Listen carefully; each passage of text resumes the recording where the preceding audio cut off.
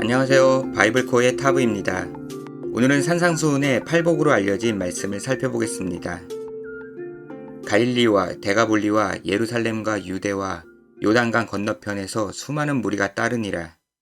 예수님의 갈릴리 사역이 소문이 나서 인근 지역에서도 많은 사람이 몰려왔습니다.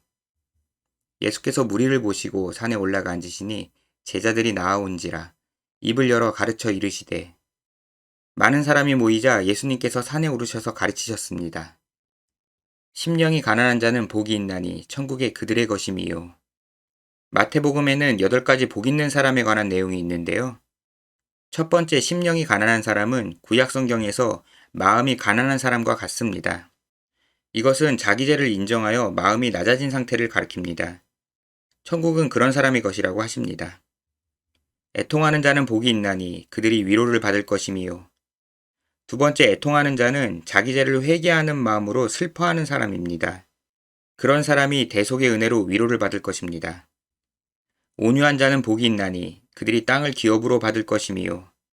세 번째 온유는 부드러운 성품을 의미합니다. 여기에서는 번역어 온유가 지닌 현대적 의미가 아닌 원어를 살펴볼 필요가 있습니다. 이 구절은 시편 37편 11절을 인용한 내용인데요. 그곳에서 온유한으로 번역된 히브리어는 아나우입니다. 신명기 16장 3절을 보면 출애굽을 상징하는 무교붕을 고난의 떡이라고 말했는데 고난이 히브리어 아나우와 어원이 같은 온이라는 단어입니다. 그리고 신명기 8장 2절을 보면 하나님께서 광야 시절을 통해 이스라엘 백성들을 겸손하도록 낮추셨다고 말했는데 그 상황을 아나우와 어원이 같은 아나로 표현했습니다. 이 단어들은 발음에 힌트를 주는 마테르라는 고대 히브리어 표기법에 의해 조금씩 달라 보이지만 같은 의미를 지니고 있습니다. 따라서 땅을 기업으로 받는 사람은 성품이 유한 사람이라기보다 고난으로 마음이 낮아진 사람을 가리킵니다. 의에 줄이고 목마른 자는 복이 있나니 그들이 배부를 것임이요. 네 번째 의에 줄이고 목마른 자는 자기 의의 한계를 느끼며 의를 추구하는 사람입니다. 이사야 44장 3절에는 하나님께서 그런 자에게 하나님의 복인 하나님의 영을 주시겠다고 하셨습니다. 하나님의 영으로 의롭게 된 상태를 배부르다고 비유하신 것입니다. 여기까지 살펴본 심령이 가난한 자, 애통하는 자, 온유한 자, 의에 줄이고 목마른 자는 따로따로 다른 4가지 현상이 아닙니다. 자신이 죄인임을 깨닫고 하나님의 은혜를 바라는 상태를 다양하게 표현한 것입니다.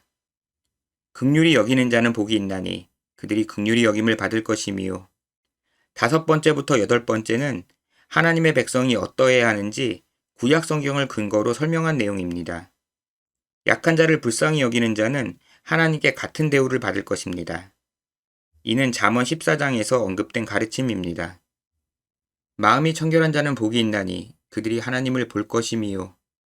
6번째 마음이 청결한 자는 마음이 진실한 사람입니다. 시편 24편에서 다윗은 그런 자가 하나님께 의를 얻는다고 했습니다. 그 의로 인간이 하나님을 아련할 수 있습니다. 화평하게 하는 자는 복이 있나니 그들이 하나님의 아들이라 일컬음을 받을 것이미요. 7번째 화평케 하는 자는 사람들 사이에서 평화를 위해 힘쓰는 사람입니다. 부자와 가난한 자, 높은 자와 낮은 자, 남자와 여자, 자와 우. 인류 역사에는 늘 차별과 갈등이 존재해 왔습니다. 온갖 다툼과 갈등 사이에서 평화를 이끄는 자가 하나님의 아들로 불리우게 될 것입니다. 의를 위하여 박해를 받는 자는 복이 있나니 천국이 그들의 것임이라. 역사상 하나님의 말씀대로 했던 많은 일꾼들이 안타깝게도 제대로 된 대우를 받지 못하고 오히려 핍박을 받았습니다. 그러나 하나님께서는 의를 위해 박해를 받는 사람을 절대 모른 채 하지 않으십니다.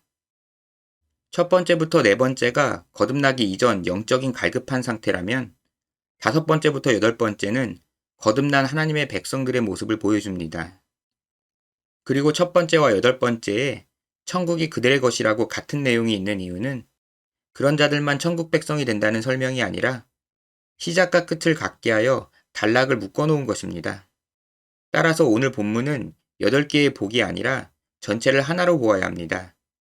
예수님께서 하나님의 나라와 그의 백성이 어떠한지 구약 성경을 설명해 주신 것입니다. 팔복은 하나하나 장황하게 설명해야 할 만큼 복잡하고 어렵지 않습니다. 말씀하신 그대로 명료한 메시지입니다.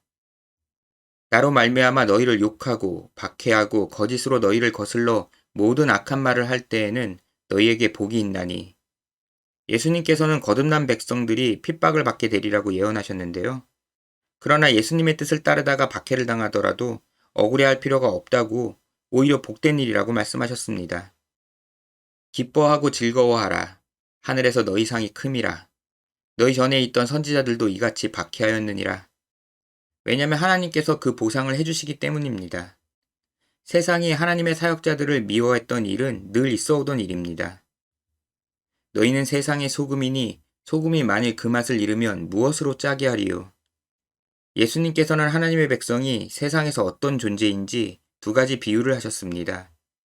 첫 번째로 하나님의 백성이 소금과 같다고 하셨는데요. 후에는 아무 쓸데없어 다만 밖에 버려져 사람에게 밟힐 뿐이니라.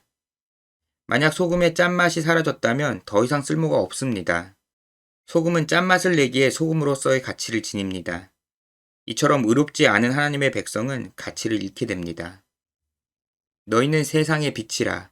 산 위에 있는 동네가 숨겨지지 못할 것이요. 두 번째로 하나님의 백성은 세상을 비추는 빛이라고 하셨는데요. 이스라엘 지역은 높은 산과 낮은 골짜기로 이루어져 있습니다. 골짜기에 있는 마을은 가려져서 잘 안 보이지만 산 위에 있는 마을은 자연스럽게 눈에 들어옵니다. 하나님의 백성은 산 위의 마을처럼 숨을 수가 없습니다. 사람이 등불을 켜서 말 아래에 두지 아니하고 등경 위에 두나니 이러므로 집안 모든 사람에게 비치느니라. 산 위에 있는 마을처럼 등불은 집안을 밝히기 위해 높은 곳에 둡니다. 이같이 너희 빛이 사람 앞에 비치게 하여 그들로 너희 착한 행실을 보고 하늘에 계신 너희 아버지께 영광을 돌리게 하라. 집안을 비추는 등불처럼 하나님의 백성들도 어두운 세상에 빛으로 비춰집니다. 예수님께서는 그들의 의로운 행실이 하나님을 영화롭게 한다고 말씀하셨습니다.